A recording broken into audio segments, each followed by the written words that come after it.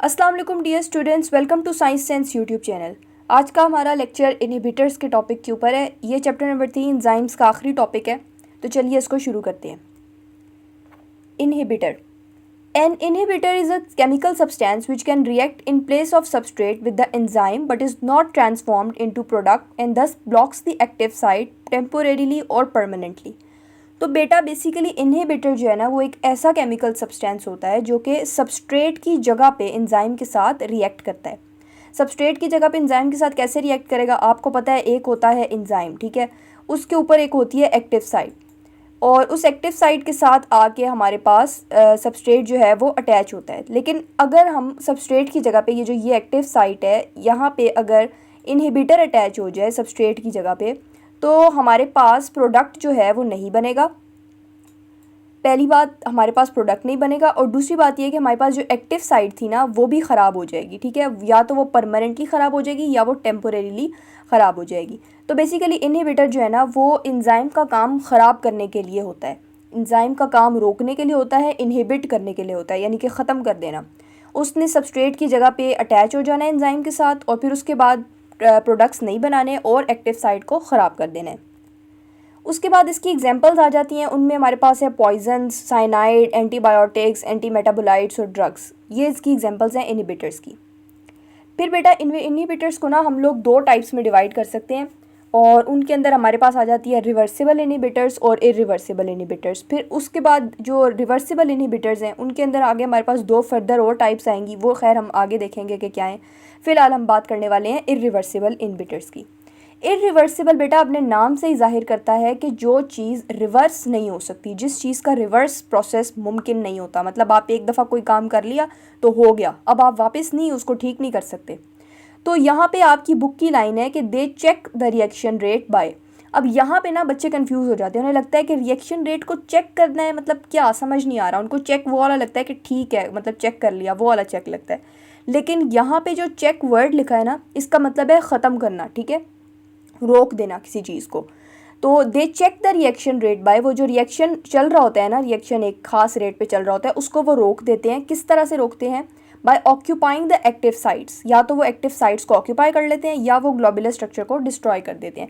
जैसे मैंने आपको पीछे बना के दिखाया है कि किस तरीके से एक एंजाइम की एक्टिव साइट के ऊपर आके इनहिबिटर लग गया था और उस तरह से उसकी एक्टिव साइट ख़राब हो गई थी।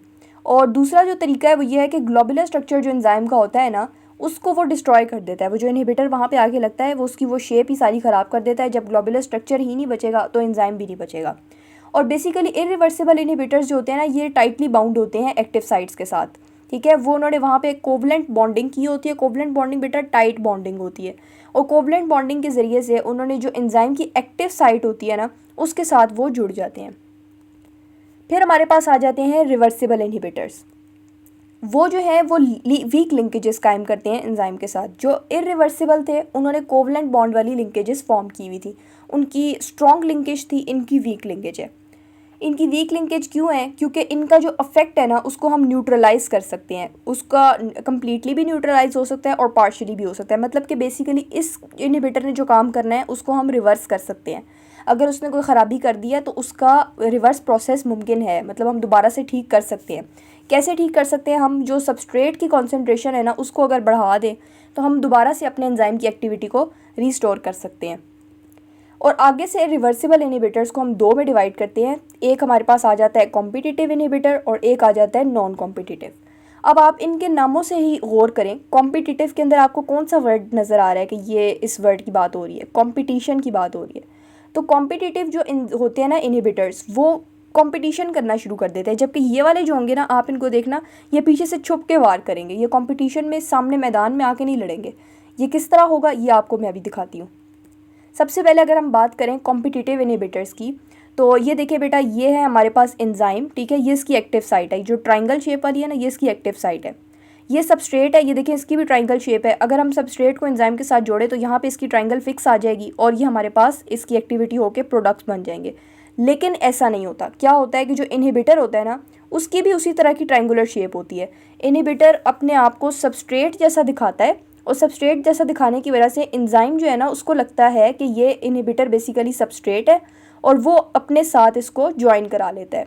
अब ये देखें यहाँ पे जहाँ पे सबस्ट्रेट ने ज्वाइन होना था उधर हमारे पास इनहिबिटर ज्वाइन हो गए और रिजल्ट में हमारे पास क्या हुआ है कि कोई रिएक्शन नहीं हुआ क्योंकि सबस्ट्रेट तो ज्वाइन हुआ ही नहीं था, इसीलिए हमारे पास कोई रिएक्शन नहीं हुआ।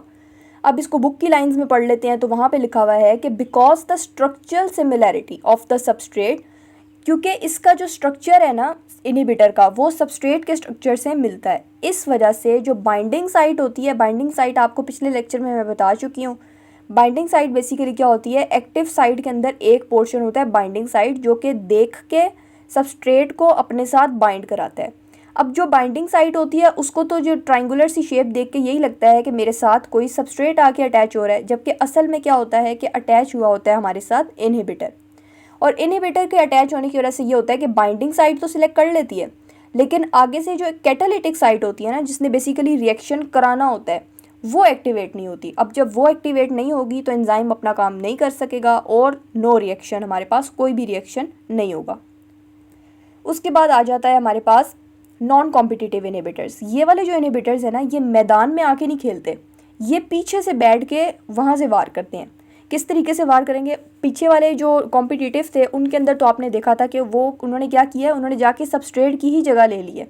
मतलब उनको कोई इस चीज़ का खौफ नहीं है, उन्होंने जाके सबस्ट्रेट की ही जगह ले ली है और उन्होंने रिएक्शन आके ख़त्म करा दिया है। पूरा कंपटीशन में आके वो लड़े हैं और लड़ के उन्होंने अगले का काम तमाम कर दिया। लेकिन जो नॉन कॉम्पिटिटिव इनहिबिटर्स हैं वो ये करते हैं कि वो उसकी जगह पे नहीं आते, वो एक्टिव साइट के साथ आके नहीं जुड़ेंगे, वो देखेंगे एंजाइम के अंदर हमें कोई और जगह कहाँ से मिल सकती है।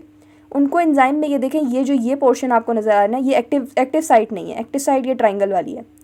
तो बेसिकली वो इनहिबिटर क्या करेगा, वो उस जगह पे आके जुड़ जाएगा। अब जब वो उस जगह पे आके जुड़ जाएगा तो इनहिबिटर के जुड़ने की वजह से एक्टिव साइट ख़राब हो जाएगी, क्योंकि उसका ग्लोबुलर स्ट्रक्चर जो है ना उसको इसने ख़राब कर दिया। इस जगह को उसने खाली रखना था एंजाइम ने, यहाँ पे जब इनहिबिटर आके अटैच हो गया तो उसने इसका जो ग्लोबुलर स्ट्रक्चर था ना, जो सर्कल शेप बॉल टाइप नज़र आ रही है आपको, इसको इनहिबिटर ने ख़राब कर दिया। और इसके ख़राब करने की वजह से क्या हुआ कि अब जो हमारा सबस्ट्रेट है जो पहले बड़े आसानी से यहाँ पे ज्वाइन हो सकता था, अब वो भी ज्वाइन नहीं हो सकता। तो हमारे पास क्या हुआ, नो रिएक्शन। तो नॉन कॉम्पिटिटिव इनहिबिटर बेसिकली वो होता है जो they form enzyme inhibitor complex at a point other than the active site. जैसे मैंने अभी आपको बताया है कि एक्टिव साइट से एक और जगह होती है जो कि एक्टिव साइट नहीं होती, वहाँ पे जाके इनहिबिटर अटैच होता है और they alter the structure of enzyme in such a way that even if a genuine substrate binds the active site, catalysis fail to take place। और वो वहाँ पे जाके एंजाइम के स्ट्रक्चर को इस तरह ख़राब करते हैं कि अगर कोई जेन्युइन सबस्ट्रेट भी आएगा तो कैटालिसिस हमारे पास नहीं होगी। अब आपको समझ आ गई नॉन कॉम्पिटिटिव और कॉम्पिटिटिव की कि कौन मैदान में आके लड़ रहा है और कौन छुप के लड़ रहा है। दोनों तरीक़ों से उन्होंने क्या किया है, एंजाइम का काम ख़राब किया है। और जो पीछे वाले थे उन्होंने भी, हर किसी ने एंजाइम का काम ख़राब ही करना है। बेसिकली इस टॉपिक की समरी ये है कि हमारे पास 4 तरह के इनहिबिटर्स होते हैं, रिवर्सिबल, इरिवर्सिबल, कॉम्पिटिटिव और नॉन कॉम्पिटिटिव। जो रिवर्सिबल होते हैं वो अब उनका उन्होंने जो भी किया होगा वो वापस रिवर्स में नहीं हो सकता, मतलब उन्होंने जो काम ख़राब कर दिया अब वो ख़राब ही है।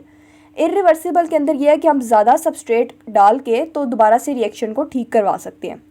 कॉम्पिटिटिव के अंदर यह है कि वो एक्टिव साइट को ऑक्यूपाई कर लेगा, और नॉन कॉम्पिटिटिव के अंदर यह है कि वो एक्टिव साइट के अलावा एक और साइट जो है उसको ऑक्यूपाई कर लेगा, लेकिन हमारे पास फिर भी रिज़ल्ट में रिएक्शन नहीं होगा।